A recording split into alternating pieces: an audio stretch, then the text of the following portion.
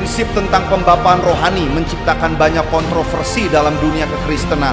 Tidak sedikit dari antara mereka yang terluka akibat merasa dimanipulasi oleh orang-orang yang mengaku diri sebagai bapa rohani.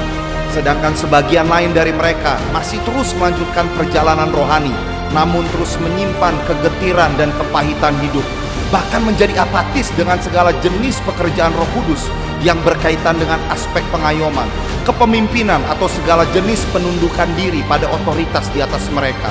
Lalu apakah benar prinsip pembapaan rohani ini berasal dari Tuhan atau hanya ide manusiawi saja? Apakah masih ada bapa rohani yang sungguh-sungguh hidup di dalam kebenaran firman Tuhan pada akhir zaman ini? Bagaimana sudut pandang kebenaran tentang pembapaan rohani yang sejatinya? Semua itu akan dikupas tuntas dalam Ruang Tiranus episode kolaborasi Bapa dan Anak Rohani. Selamat datang di dalam Ruang Tiranus, The Room of Revivalists and Reformers. Pada episode kali ini saya akan bertanya kepada Pastor Stephen Agustinus. Mungkin bisa dikatakan ini hal yang cukup sensitif. Saya akan bertanya mengenai tarif daripada mengundang hamba Tuhan untuk berkhotbah. Apakah memang itu menjadi kebutuhan daripada seorang bapa rohani atau pemimpin rohani? Karena biasanya semakin besar nama, semakin terkenal seorang pemimpin atau bapa rohani, bisa jadi itu akan mempengaruhi tarif pemberian persembahan kasih ketika berkhotbah. Pastinya Anda penasaran? Tidak perlu tunggu waktu lama lagi. Mari kita sambut bersama Pastor Stephen Agustinus. Selamat datang Pastor Stephen. Thank you, Gideon. Silakan duduk Pastor. Terima kasih. Sehat-sehat Pastor. Puji Tuhan, selalu dalam keadaan sehat dan dilindungi Tuhan. Amin. Ya. Pastor Stephen, kita mau bahas sesuatu yang lebih sensitif kurang lebihnya. Jadi pertanyaannya gini Pastor, mengenai hubungan Bapa dan anak rohani. Ya. Nah, apakah Bapa rohani itu milih-milih anak rohani Pastor? Contohnya begini, ketika ada jemaat yang datang ke gereja naik motor butut nih. Nah, kita sebagai pemimpin rohani ngeliat, ini kayaknya kurang pas jadi jemaat, kurang pas jadi anak rohani. Apakah Bapa rohani itu lebih memilih mereka yang punya harta banyak, ini pas nih kayaknya jadi anak rohani, atau seperti apa Pastor? Untuk menjawab pertanyaan itu, mungkin pertama-tama saya harus memberikan sebuah basic pemikiran bahwa sebelum seseorang betul-betul dimunculkan Tuhan menjadi seorang bapa rohani atau menjadi seorang pemimpin yang mengayomi, pertama-tama Tuhan harus betul-betul melakukan operasi habis-habisan dalam dirinya. Dalam diri sang sang calon bapa rohani iya, atau calon pemimpin. Iya. Sehingga sebagai akibatnya, sebagai seorang pemimpin, dia tidak lagi akan melihat-lihat ataupun melakukan keputusan-keputusan berdasarkan pertimbangan yang sifatnya manusiawi, apalagi yang duniawi. Karena sebagai seorang pemimpin atau bapa rohani, saya belajar sesuatu begini. Tuhan harus pertama-tama melatih kita untuk betul-betul menjadikan realita keberadaan Tuhan sebagai satu-satunya harta dan satu-satunya yang paling berharga dalam hidup kita. Dan dengan demikian, Tuhan juga melatih seorang calon pemimpin atau calon bapa rohani untuk betul-betul belajar hidup hanya dalam kebergantungan kepada Tuhan dan firman-Nya saja. Tidak boleh ada kebergantungan kepada harta, kepada apa yang dia punya atau tidak punya, apalagi bergantung kepada orang-orang berada. Sehingga sebagai akibatnya dalam perjalanan pelayanan yang selanjutnya, seorang calon bapa rohani, atau kita bilang sajalah seorang bapa rohani, otomatis dia tidak akan pernah lagi membanding-bandingkan jemaat atau orang yang dia ayomi.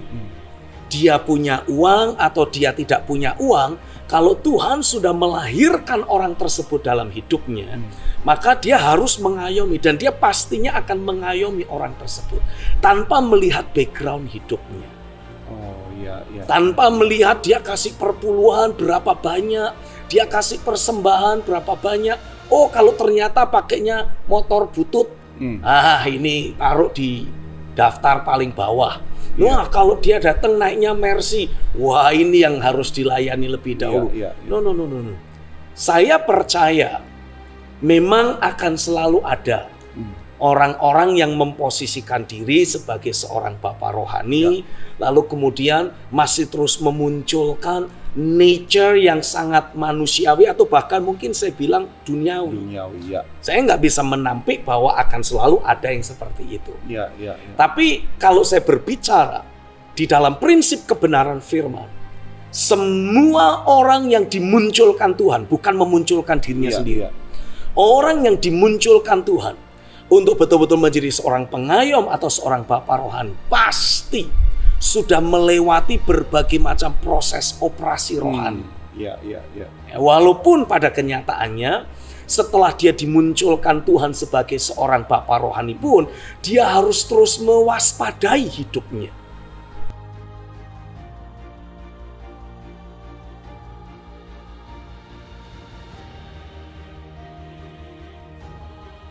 Saya mendapati kurang lebihnya ada beberapa hal yang Tuhan tambahkan sebagai sebuah pemahaman dalam hidup saya. Yang belum sempat saya tuliskan di dalam buku kolaborasi Bapak dan Anak Rohani. Tuhan menunjukkan kepada saya the pitfalls atau lubang yang akan bisa menjadi jerat, yang akan bisa menjadi bahaya bagi orang-orang yang ada dalam pelayanan pembapaan. Salah satunya adalah ketika orang yang sudah mulai dimunculkan Tuhan sebagai seorang bapak rohani tidak menjagai sikap hatinya. Sehingga tanpa sadar dia mulai pakai tanda kutip menikmati dan bahkan meminta perlakuan istimewa dari anak-anak rohaninya. Tuhan sudah mengerjakan prosesnya sehingga orang itu berhak atau layak dimunculkan menjadi seorang bapak rohani. Tapi untuk memastikan si bapak rohani ini terus terhubung dengan realita Tuhan dan secara akurat merepresentasikan keberadaan Tuhan, adalah tanggung jawab si bapak rohani untuk terus menjagai hatinya, menjagai kecenderungan hati yang dia miliki. Sehingga walaupun si anak-anak rohani memperlakukan dia dengan istimewa, dia tidak menganggap itu sebagai sesuatu yang layak untuk dia terus nikmati. Sebagai seorang ayah, saya otomatis akan mendidik dan mengajar anak-anak saya untuk belajar menghargai saya sebagai seorang ayah. Tapi ketika saya menaburkan benih tersebut dan saya mengharapkan anak-anak saya memang memperlakukan saya secara istimewa sebagai orang tua, tapi saya terus membentengi hati saya. Sehingga saya tidak akan kemudian jadi sirik gara-gara ada anak yang mungkin tidak berlaku spesial, tidak memperlakukan saya secara spesial, dan saya juga tidak kemudian jadi ketagihan perlakuan spesial dari mereka. Sampai hari ini saya masih terus pakai tanda kutip menolak kalau ada orang-orang yang mencoba memperlakukan saya secara spesial. Saya harus terus belajar sadar diri bahwa even I am the man of God and I represent my Father in heaven. Walaupun saya ini seorang manusia Allah, istilahnya begitu, hamba Tuhan, istilah yang Paulus pakai terhadap Timotius adalah kamu ini manusia Allah, the man of God. Tapi saya masih harus terus mengingatkan diri saya bahwa saya itu tetap manusia, bukan Allah yang harus disembah, yang harus istilahnya itu apa, dikultuskan, yang merasa bahwa tidak akan pernah ada kekeliruan dan kesalahan dalam diri saya. No, saya masih sering meminta maaf kepada anak-anak saya ketika saya mendapati saya ternyata melakukan kekeliruan. Asalkan itu bukan kesalahan atau kekeliruan yang sifatnya fatal. Seperti misalkan saya diem-diem punya selingkuhan. Ya kalau itu yang terjadi bukan minta maaf, bertobat. Iya. Saya menggelapkan uang gereja, katakanlah begitu. Itu bukan hanya sekedar bertobat, tuntutannya harus mempertanggungjawabkan. Iya. Ya. Karenanya sebagai seorang bapak, sebagai seorang ayah, saya berkewajiban untuk terus mengingatkan diri saya. Supaya saya tidak jadi kecanduan. Sehingga pada akhirnya saya justru mulai tanpa sadar memanipulasi. Karena saya sudah terbiasa mendapat perlakuan istimewa di level ini. Iya. Jadi kemudian supaya saya tidak merasa direndahkan, apa yang terjadi? Minimal saya akan menuntut di level ini. Iya. Kalau perlu, saya naik levelnya. Mendapat perlakuan yang lebih istimewa lagi. Iya. Saya ingat suatu hari, saya mendapatkan kesempatan untuk melayani di salah satu, saya nggak akan sebut nama kotanya, tapi ini ada di daerah Indonesia Timur.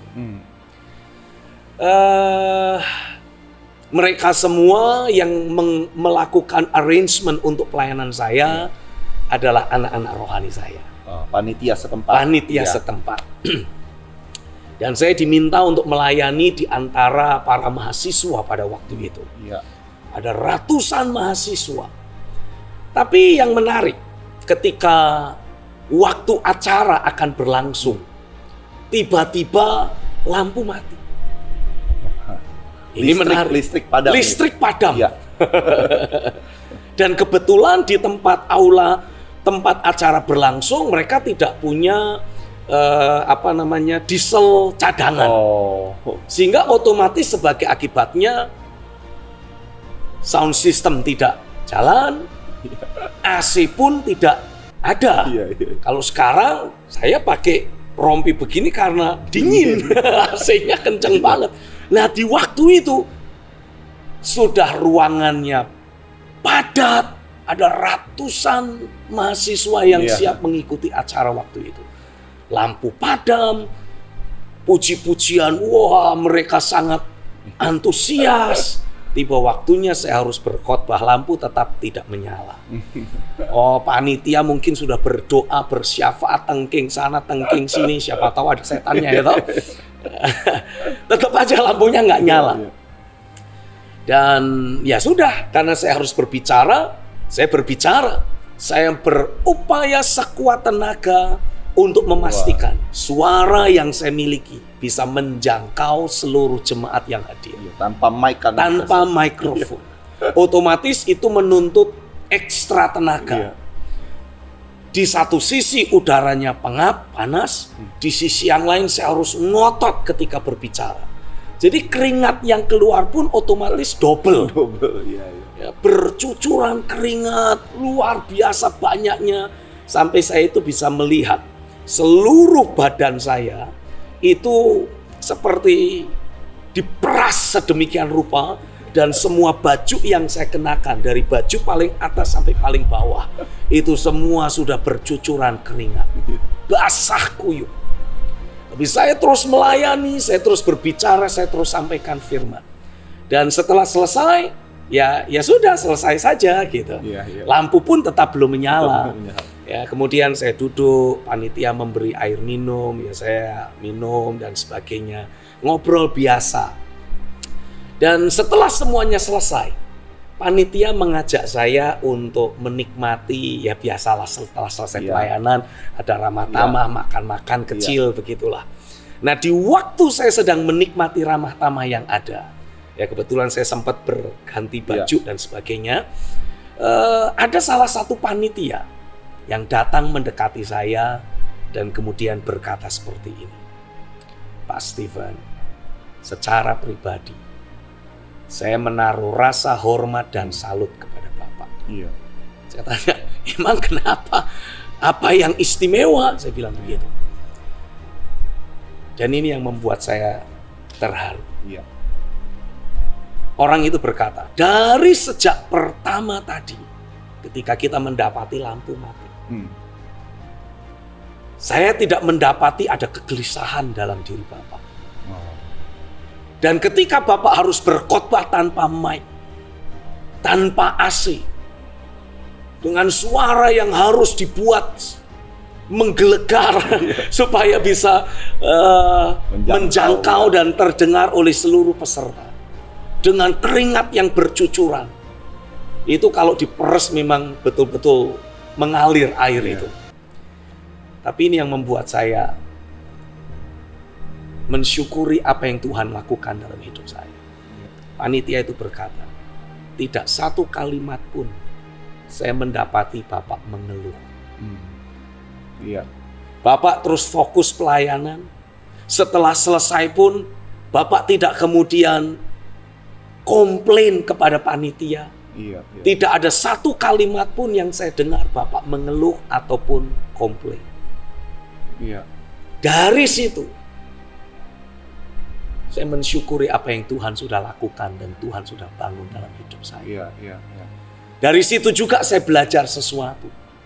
Ternyata keberadaan kita sebagai seorang pemimpin diawasi sedetail-detailnya oleh banyak orang. Iya. Kalau seandainya waktu itu saya komplain kepada panitia, gimana sih kalian? Lampu mati, mikrofon tidak nyala, AC mati. Nih lihat apa yang terjadi pada diriku. Iya. Mungkin jemaat diberkati, dilawat Tuhan, dan mungkin panitia juga pernah atau ikut menikmati lawatan Tuhan sampai saya komplain. Komplain itu akan bisa merusak keindahan hadirat Tuhan yang menjamah hidup mereka. Ya mungkin sih tidak kemudian syak terhadap saya. Tapi mungkin mereka jadi merasa sangat bersalah, merasa memperlakukan hamba Tuhan tidak pada tempatnya. Which is itu bentuk dari emosi-emosi negatif yang tidak boleh muncul dalam hidup setiap kita.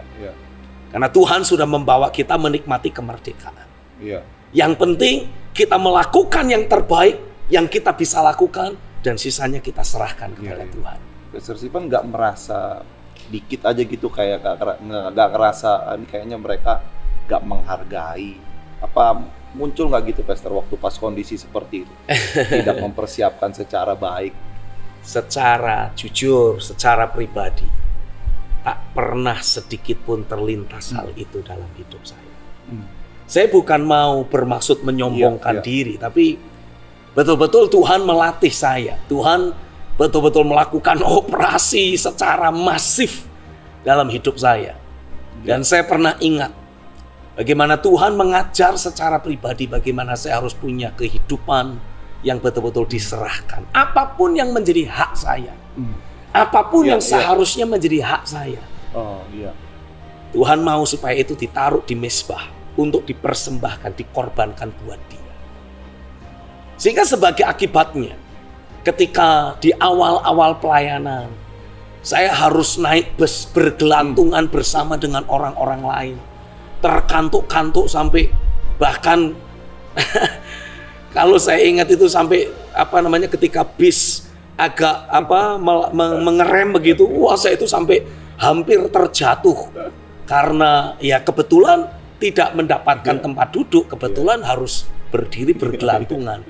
Nah sekarang setelah saya melayani dan puji Tuhan dalam anugerahnya, Tuhan membawa saya terus meniti anugerah yang Tuhan sediakan. Sehingga puji Tuhan punya mobil pribadi, kadangkala juga disupirin orang. Dan ada orang yang dengan sukacita mau menjadi sopir buat saya. Supaya saya tidak terganggu nanti dalam pelayanan.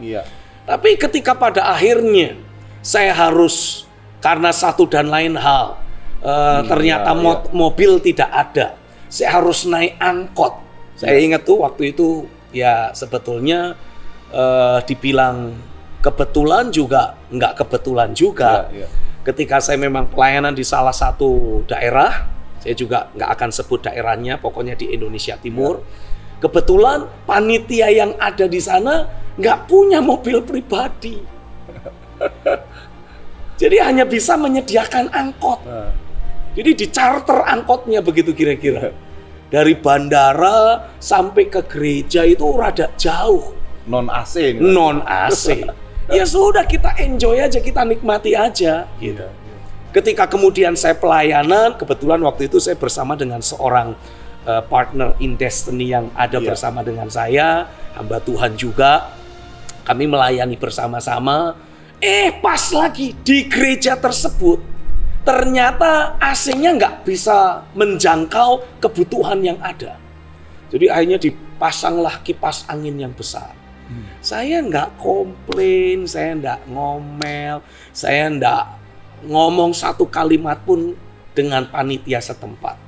Walaupun pada akhirnya ya setelah beberapa session saya melayani, saya harus minta partner in destiny saya ini, rekan hamba Tuhan saya ini untuk ngerokin saya. Karena masuk angin. Udah keringetan kan, lalu disentor angin kipas angin dari belakang. Jadi akhirnya betul-betul panas, dingin saya. Betul-betul demam saya. Tapi saya nggak ngomong sama panitia, saya cuma ngomong sama teman saya, bro, bisa nggak tolong kerokin saya? Nah dia nggak ngerti lagi cara kerok. Ayah, saya harus ajarin dia. Tapi itu menarik.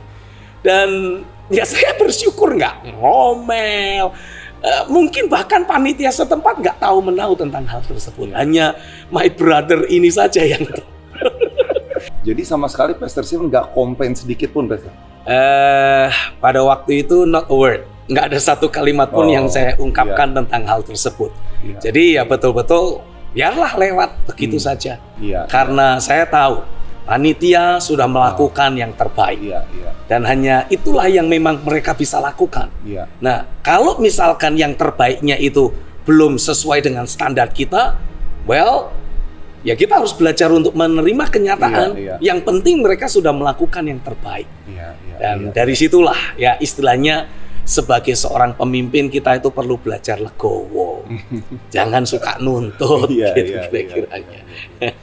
Baik Pastor Stephen nih, sebelumnya saya mau tanya lagi, tapi saya mau minta maaf dulu Pastor. Karena mungkin ini pertanyaannya sensitif. Kan begini Pastor, namanya seorang pemimpin rohani, bapak rohani, pengkhotbah nih Pastor.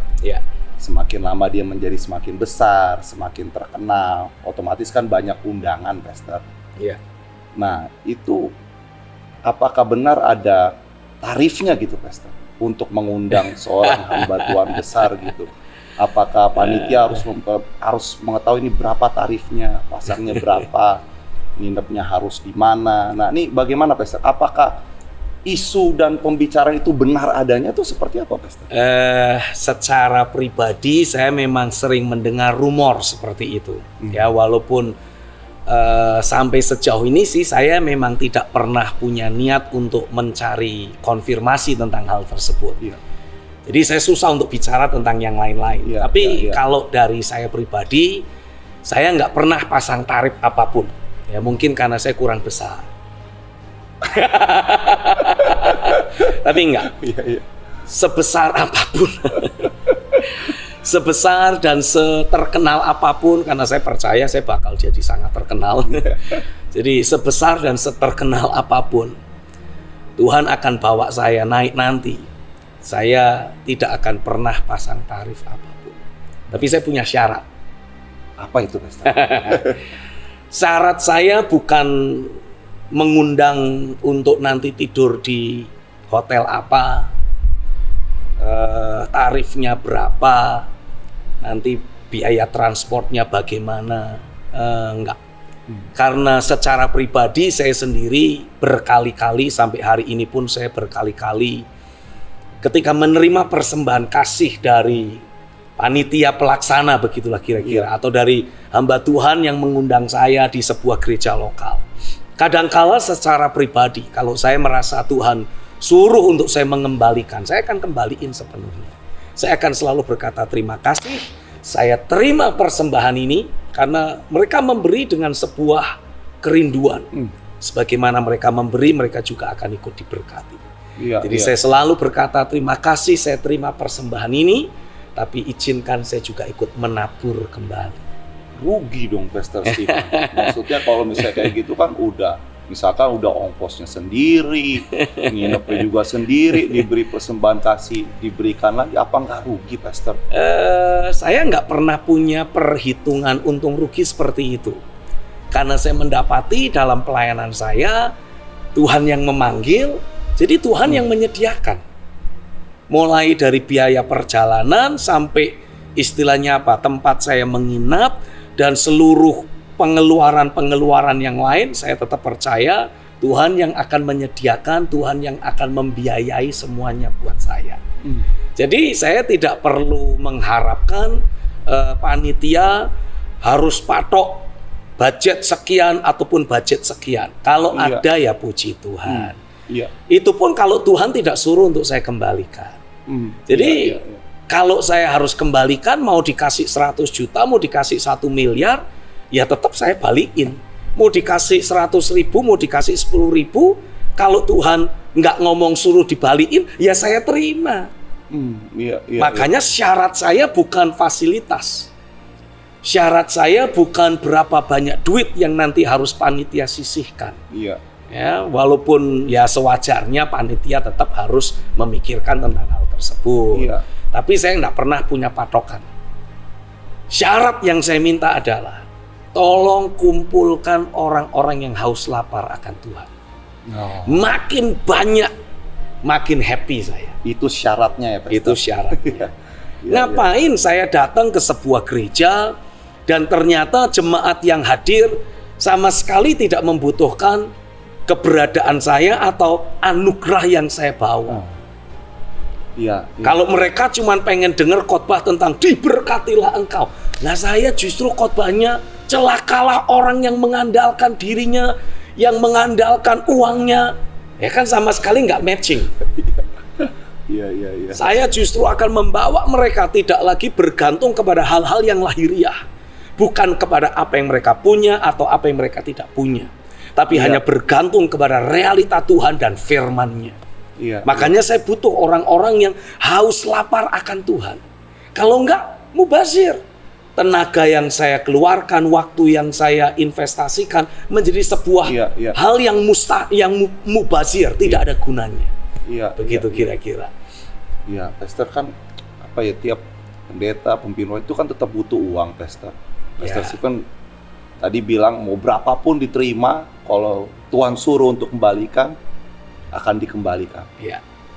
Pernahkah itu benar-benar terjadi, Pastor, dengan jumlah yang rasanya, wah ini kayaknya, maaf ya Pastor, kayaknya amplop putihnya tebal gitu, Pastor ya.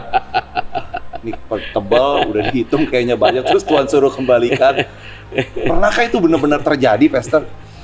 Mungkin jawabannya bukan pernah atau tidak pernah. Tapi pertanyaannya berapa kali?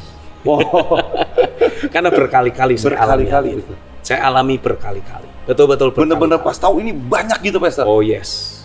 Saya tahu betul. Karena ketika si hamba Tuhan menyerahkan uang persembahan, dia bilang ini adalah uang persembahan yang kami sudah sisihkan untuk Bapak. Saya tahu itu bukan hasil dari persembahan kolektor.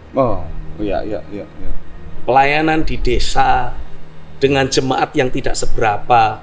Kalau dari uang kolektor, mau tebel kayak apa, ya minta maaf, bukan bermaksud saya mengecilkan. Tapi kita tahulah, kemampuan ekonomi dari orang-orang yang ada di daerah otomatis berbeda dengan mereka yang ada di kota-kota besar.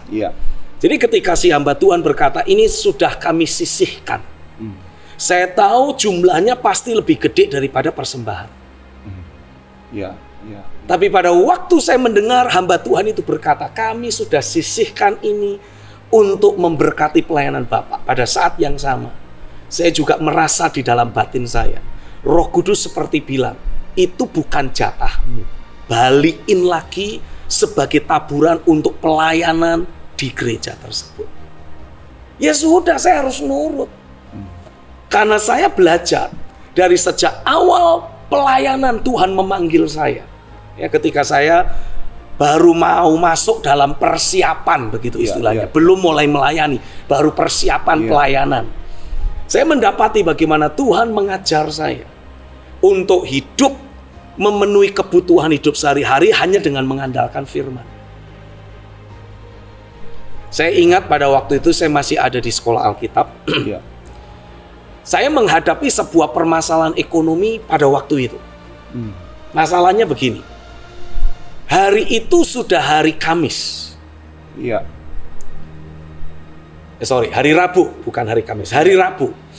Sementara hari Senin itu akan ada ujian. Ya, di sekolah Alkitab akan ada ujian. Nah, hari Rabu itulah kepala sekolah memberikan pengumuman buat saudara siswa-siswi yang belum melunasi uang sekolah tidak diizinkan untuk mengikuti ujian hari Senin nanti. Lah saya belum melunasi. Saya belum ada uang. Dan itu sudah hari Rabu. Dan di masa itu yang namanya komunikasi itu masih sulit. Kalau sekarang kita gampang bisa WA, kita bisa telepon video call. Nah, di masa itu untuk telepon ke orang tua punya banyak masalah. Masalah pertama, orang tua saya tinggalnya di desa, nggak punya telepon. Wah, itu kan sebuah masalah tersendiri. Satu-satunya cara berkomunikasi apa? Pakainya surat. Atau kalau sudah urgent banget, pakainya telegram. Telegram pun kalau hari ini telegram baru akan datang paling cepat itu besok. Dan kalau orang tua mau mengirimkan dana yang dibutuhkan, ya nggak bisa seperti sekarang. Sekarang kita gampang tinggal pergi ke ATM, pencet sana pencet sini, nomor account sudah tersedia, pada detik yang sama kita sudah terima dananya. Nah, di zaman dulu mau cari ATM di mana? Yang namanya ATM aja belum ada gitu. Yang satu-satunya bisa dilakukan apa? Kirim wesel. Ya. Saya jadi membongkar usia saya. Karena orang jadinya jadi tahu di era manakah wesel pos itu berlaku. Generasi sekarang udah nggak tahu itu. Udah nggak kenal wesel apa itu, makanan apa itu. Jadi satu-satunya cara orang tua saya untuk bisa menyediakan dana yang saya butuhkan adalah dengan mengirim wesel pos. Which is paling cepat itu 1 minggu. Jadi mustahil saya bisa mengikuti ujian yang harus saya ikuti dengan melunasi biaya sekolah yang dibutuhkan tepat waktu. Nah, di saat itulah saya mempergunakan kuasa doa. Saya doa sama Tuhan. Saya bilang, Tuhan, kan Engkau yang panggil aku. Engkau yang suruh aku masuk dalam pelayanan. Sekarang aku punya masalah ini. Aku baca di firman-Mu. Engkau Bapa yang selalu menyediakan. Sekarang aku minta Bapak cukupi, nggak tahu bagaimana caranya. Pokoknya aku percaya hari Senin nanti aku bisa ikut. Itu hari Rabu. Itu hari Rabu sudah mendekati sore hari, sehingga ya nggak ada lagi yang kita bisa lakukan. Jadi saya hanya bisa berdoa. Saya doa sungguh-sungguh, dan saya mengambil keputusan. Besok kan masih hari Kamis nih, masih ada 2 hari. Kamis, Jumat, masa sekolah. Sabtu, Minggu libur, pelayanan ke tempat gereja masing-masing. Hari Senin ujian. Jadi saya ambil keputusan hari Kamis besok aku ambil puasa. Pokoknya aku puasa, minta Tuhan bikin mujizat. Nah, di masa saya puasa itu, ya sambil mengikuti kelas, ada satu ayat yang Tuhan munculkan dalam ingatan saya. Sampai hari ini saya masih terus ingat. Injil Yohanes 15 ayat yang ke-7.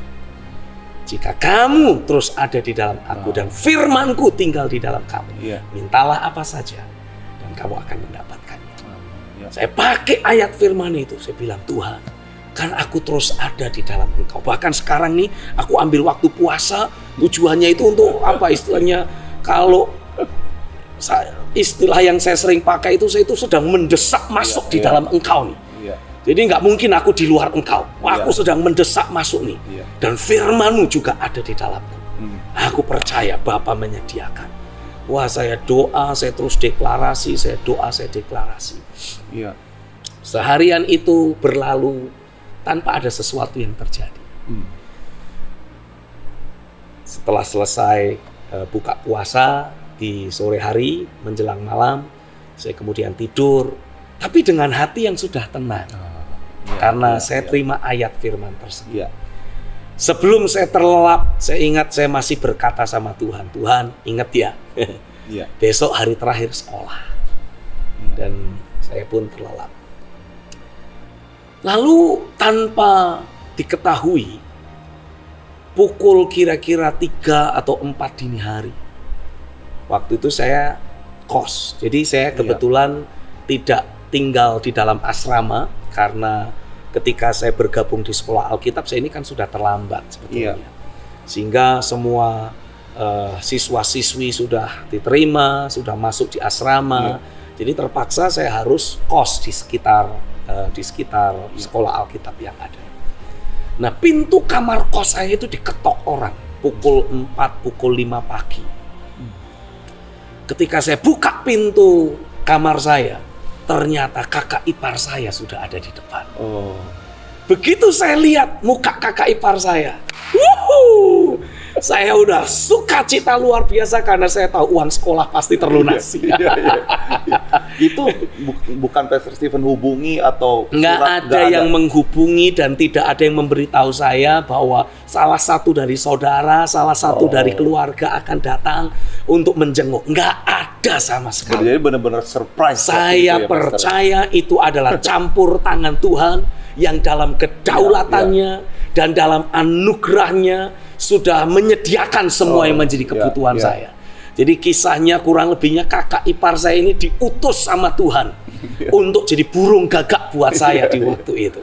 Iya. Dan dari peristiwa itu sampai hari ini saya berani memberi kesaksian buat saudara.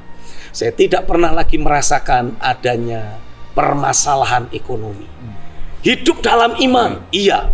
Tapi hidup dalam iman bukan berarti harus terus bergumul secara finansial lalu kemudian terjadi mujizat. No. Itulah yang pertama. Iya. Dan dari sejak saat itu Tuhan mengajar saya untuk mulai belajar mengelola keuangan yang ada. Iya. Dari saya belajar mengelola keuangan dan kemudian ketika saya berumah tangga, saya mendapati istri saya, Mam Eli juga jagoan banget dalam mengelola keuangan. Iya. Sehingga sebagai akhirnya walaupun saya tidak pernah menggembalakan pada waktu itu, pelayanan saya ya pelayanan keliling, tapi ketika saya berumah tangga boleh dikatakan saya tidak pernah punya masalah ekonomi. Karena istri saya punya kemampuan untuk mengelola berkat yang Tuhan percayakan. Iya. Sehingga sebagai akibatnya ya tiap bulan itu saya tidak pernah ada target.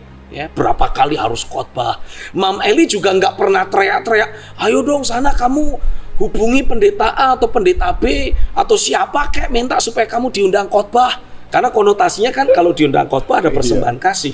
Iya. Saya tidak pernah satu kali pun, kami sebagai pasangan suami istri tidak pernah punya masalah ekonomi, sementara saya sendiri tidak pernah dituntut untuk kejar setoran. Haleluya. Iya.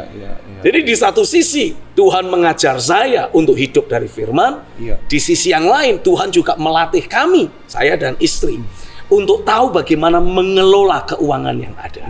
Iya. Dan ini menjadi salah satu kunci yang mungkin kalau saya boleh katakan mengkondisikan untuk saya tidak pernah punya masalah ekonomi. Iya.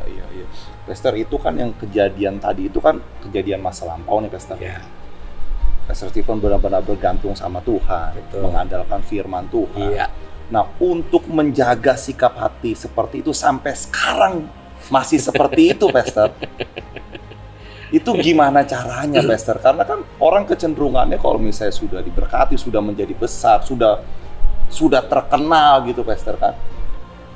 Ya, otomatis kan udah ada, ngapain lagi mengandalkan firman. Nah, kalau Pastor Stephen masih ada di titik hati bergantung terus sama firman walaupun dalam kondisi diberkati Tuhan, itu gimana caranya, Pastor? Mungkin saya bisa memberi penegasan bahwa pastikan saja kita terus melekat dengan Tuhan. Ya, seperti yang ditulis dalam Injil Yohanes pasal yang ke-15. Iya. Ranting tidak bisa berbuah dari dirinya sendiri. Iya. Dia harus terus melekat pada pokoknya. Iya. Saya harus pastikan realita hadirat Tuhan dalam hidup saya tidak mengalami kemerosotan. Kadarnya harus minimal sama. Dan kalau saya ambil waktu untuk lebih mengejar Tuhan lagi, pasti harusnya akan naik. Iya. Nah, Kalau saya ingin bisa terus berfokus, mengalami intensitas hadirat Tuhan yang terus bertambah, saya tidak boleh membiarkan fokus hati saya berpaling kepada yang lain. Saya harus pastikan fokus hati saya tertuju hanya kepada Tuhan dan realita Tuhan saja. Begitu hati saya mulai tertuju kepada katakanlah berkat, katakanlah seperti itu, otomatis mata saya nggak mungkin tertuju kepada pemberi berkat. Nah, kalau hati saya atau mata rohani saya mulai tertuju kepada yang lain, bukan kepada Dia, otomatis kadar realita hadirat Tuhan juga pelan-pelan pasti akan mulai sirna. Nah, saya harus terus menjagai kewaspadaan itu, supaya saya bisa terus melekat kepada Dia. Dan saya mendapati selama saya terus melekat kepada Tuhan, yang namanya arahan, pelajaran firman, nilai-nilai kerajaan itu terus Tuhan taburkan, terus Tuhan tanamkan. Seperti misalkan gaya hidup sederhana. Ya. Tuhan mau tidak mau harus terus memastikan. Dengan cara apa? Dengan cara terus mengingatkan firman, supaya gaya hidup sederhana yang saya miliki di waktu lampau akan terus saya bawa hingga sekarang. Ya mungkin kalau dulu gaya hidup sederhana, ya gimana, memang nggak punya apa-apa kan gitu. Kalau di waktu lalu saya nggak punya duit, ya memang ya harus mencukup-cukupkan diri dengan apa yang ada.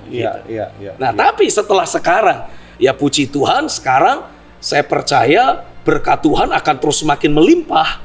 Tapi saya harus terus memastikan gaya hidup sederhana yang terbangun dalam hidup saya tidak menjadi pudar. Saya harus pastikan gaya hidup sederhana itu terus termeterai dalam diri saya. Caranya bagaimana? Ya balik lagi, kita harus belajar bisa mengelola keuangan yang ada dengan bijaksana. Seperti misalkan contoh, ini saya pakai rompi. Kalau saya mau pamer rompi saya, semua saudara pasti bilang keren kan gitu. Mungkin ada beberapa yang langsung akan searching, tuh rompi model kayak gitu harganya berapa itu? Berapa ratus ribu atau mungkin berapa juta? Mungkin berapa ratus juta. I don't think so lah, rompi kayak ginian nggak sampai ratus-ratusan juta kali. Kecuali dari emas. Ya mungkin berapa juta atau berapa ratus ribu gitulah. Kalau saya sebut angka, I don't think so kalian semua percaya. Saya nggak tahu gimana dengan Gideon. Menurut Gideon berapa kira-kira saya beli rompi ini? Keren kan? Keren. Nah, berapa kira-kira?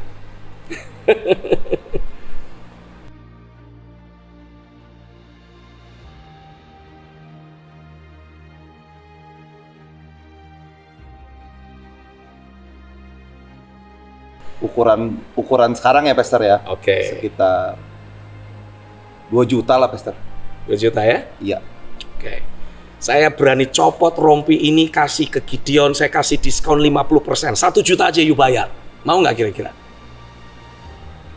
Ya. Oke, Pastor kayaknya. Dengan harga 1 juta, diskon 50%. Saya bisa beli ini berapa ya? Mungkin 20 pieces lagi. Believe it or not, this is only 50K. 50.000, Pastor. Ya. Masa, Pastor? Maksudnya gini loh, Pastor. Apakah itu tidak mempengaruhi apa ya, Pastor? Harga diri gitu loh, Pastor. Kan namanya hamba Tuhan itu kan semakin terkenal otomatis harus branded dong, Pastor. Itu kan menjadi daya jual tersendiri, Pastor. Saya belajar yang namanya harga diri kita itu tidak dipengaruhi dengan apa yang kita pakai. Kalau orang masih berpikir, wah harga diri saya jadi terupgrade kalau saya pakai baju yang harganya jutaan, artinya harga diri dia cuma segitu. Iya. Harga diri saya jauh lebih mahal. Karena harga diri kita jauh lebih mahal. Yesus sudah menebus kita dan mengangkat kita menjadi anak-anaknya bukan dengan berapa duit, tapi dengan hidupnya sendiri. Jadi buat saya, kalau saya mengenakan baju atau kaos atau rompi yang cuma seharga 50.000, buat saya nggak ada masalah. Emang kenapa? Emang kalau saya pakai baju 50.000 kenapa? Bukankah orang lain justru akan berkata, wih, Pak Steven pakai baju 50.000, wih, rendah hati loh. Harusnya jadi lebih bagus ya. Harusnya lebih bagus daripada kalau katakanlah saya cuman OB, katakanlah gitu ya. Minta maaf sekali lagi, bukan bermaksud mau merendahkan derajat dari seorang office boy. Tapi gaji dari seorang OB kan ya kita tahu lah maksimal paling berapa juta gitu ya. Tapi kemudian dia pakai rompi dan berkata, nih gua beli 10 juta. Orang lain pasti yang denger itu akan ngomong, belagu lu. Iya. Dari situlah saya mau tegaskan, jangan sampai saudara berpikir, kalau aku pakai baju keluaran Tanah Abang, kalau di Jakarta sini, pasar Tanah Abang itu dianggap sebagai pusat grosir yang murahan, begitulah kira-kira. Wah, nanti panuan. Hati-hati loh, nggak boleh ngomong seperti itu. Karena harga diri kita bukan ditentukan oleh apa yang kita pakai, tapi siapa kita di dalam Tuhan. Tapi kan Pastor, Tuhan mendandani bunga bakung itu Pastor, melebihi Salomo. Betul. Salomo itu kan kaya raya juga raja, pakaiannya pasti bagus. Masa kita nggak boleh mengikuti ayat firman tersebut Pastor? Seringkali kita mencoba menafsirkan ayat firman dari sudut pandang kita yang belum mengalami proses pembentukan. Apa sih yang sebetulnya Tuhan maksud ketika dia berkata, lihatlah bunga bakung di padang, aku mendandaninya melebihi dari Salomo dengan segala kemegahannya. Saya mau kita belajar memahami keindahan bunga bakung di padang adalah karena dia hidup. Sementara kemegahan baju yang Salomo kenakan itu tetap barang mati. Jadi kalau saudara beranggapan, kalau pakai baju ya harus bermerek. Kalau cuman sekedar dari pasar Tanah Abang, gengsilah. Artinya engkau sedang terus membiarkan cinta dunia, cinta diri sendiri, atau bahkan cinta uang terus ada dalam hidupmu, dalam hidup kita. Karena artinya kita menggantungkan keindahan kita dari hal-hal yang sifatnya manusiawi, dari barang mati yang fana, yang hari ini ada, besok bisa tiada. Tapi kalau saudara terus belajar membangun karaktermu, engkau terus belajar membangun kehidupanmu jadi semakin indah di hadapan Tuhan. Itulah kekayaanmu yang sejati. Orang boleh buang bongkahan emas, masuk ke comberan, masuk ke kotoran binatang. Pertanyaan saya, berubahkah nilai emas itu? Bahkan kalaupun itu kita buang masuk ke mana, katakanlah, minta maaf, ke tempat sampah, katakanlah begitu. Kalau itu ada di depan mata saya lebih rela bongkar-bongkar sampah untuk ambil bongkahan emas itu. Karena emas tidak akan berubah. Walaupun dibuang ke tempat sampah, ke comberan, atau ke kotoran binatang. Nah, kalau hidupmu sudah dibangun di dalam firman, mau pakai baju yang harganya cuma 5.000 perak, hanya sekali pakai lalu buang dijadiin keset, begitu kira-kira, orang tetap akan respect tuh. Karena siapa diri kita di dalam Kristus, itulah yang jauh lebih penting. Malah kalau kita pakai 5.000 perak, sekali pakai langsung buang, kan kelihatannya orang, wis, selalu baru. Padahal 5.000 perak. Jadi memang bukan ditentukan oleh apa yang kita pakai ya, Pastor. Betul. Dan saya berdoa, biarlah nilai-nilai kerajaan sorga seperti ini akan betul-betul Tuhan tanamkan dalam kehidupanmu. Karena ada banyak dari antara kita jemaat, atau bahkan ada banyak dari antara orang-orang percaya yang jadi terluka terhadap keberadaan para pemimpin hamba-hamba Tuhan, gara-gara si hamba Tuhan belum melewati proses penyalipan daging secara tuntas. Jadi mungkin manusia lamanya kayak muncul lagi karena ada kesempatan. Wah, kebetulan sekarang duit banyak, nggak apa-apa dong menikmati berkat Tuhan, beli rompi yang harganya 5 juta atau 2 Iya. juta, wajar lah. Tuhan berkati Iya. orang kaya, kan gitu kira-kira, sultan kan gitu. Nah, tapi saya yakini ya, sebagai seorang pemimpin ketika saudara terus belajar menjalani hidup sehari-hari dengan mengikuti standar yang Tuhan tetapkan. Iya.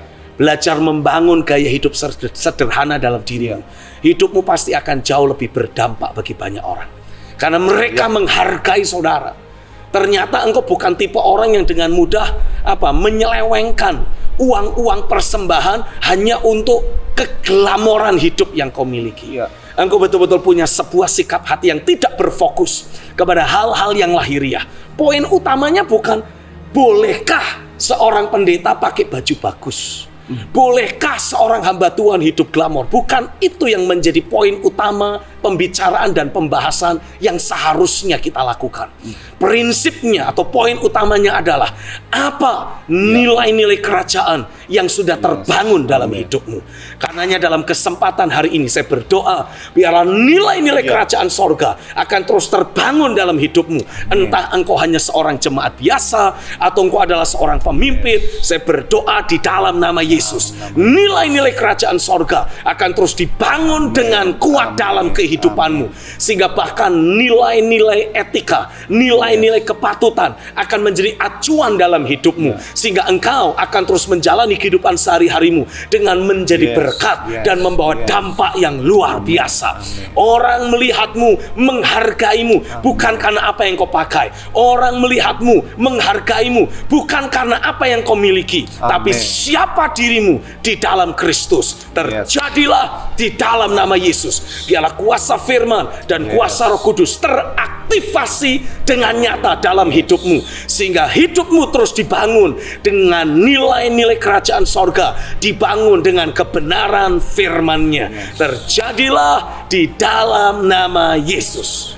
Haleluya. Amin. Amin.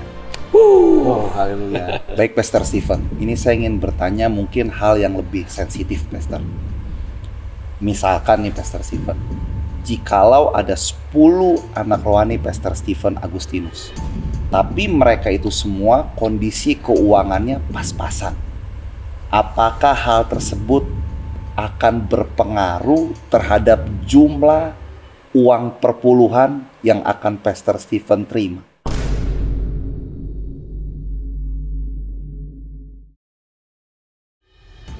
Pastinya pemirsa di rumah penasaran dengan apa yang akan menjadi jawaban dari Pastor Stephen Agustinus. Oleh karena itu, jangan terlewatkan episode berikutnya, Ruang Tiranus, yang akan membahas mengenai perpuluhan bagi Bapak Rohani. Nantikan episode berikutnya.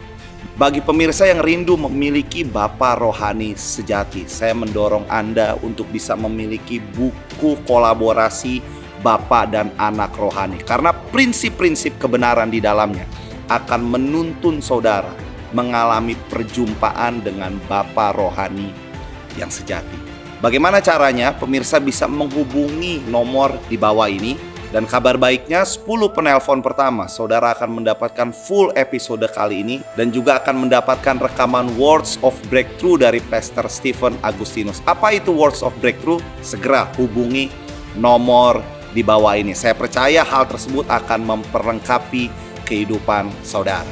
Tidak lupa juga saya mengajak pemirsa di rumah untuk bisa mengikuti komunitas I Wanna Be Like That. Apa itu komunitas I Wanna Be Like That? Ini adalah suatu gerakan bertekun dalam pengajaran rasuli, di mana ketika saudara ada di dalam komunitas I Wanna Be Like That, saudara akan bisa belajar firman secara langsung bersama dengan Pastor Stephen Agustinus melalui aplikasi Zoom yang ada. Jadi di sana saudara bisa bertanya bahkan secara langsung kepada Pastor Stephen Agustinus secara pribadi mengenai prinsip-prinsip kebenaran firman Tuhan yang mungkin Anda tidak tahu, atau Anda belum mengerti, atau Anda juga belum paham. Secara langsung saudara akan bisa belajar bersama dengan Pastor Stephen Agustinus. Jadi saya mengajak saudara semua untuk bisa tergabung di dalam komunitas I Wanna Be Like That. Bagaimana caranya? Saudara bisa menghubungi nomor di bawah ini kembali dan daftarkan diri Anda dengan segera. Bersama saya Gideon, sampai jumpa kembali di dalam Ruang Tiranus episode berikutnya. Ruang Tiranus, the room of revivalists and reformers.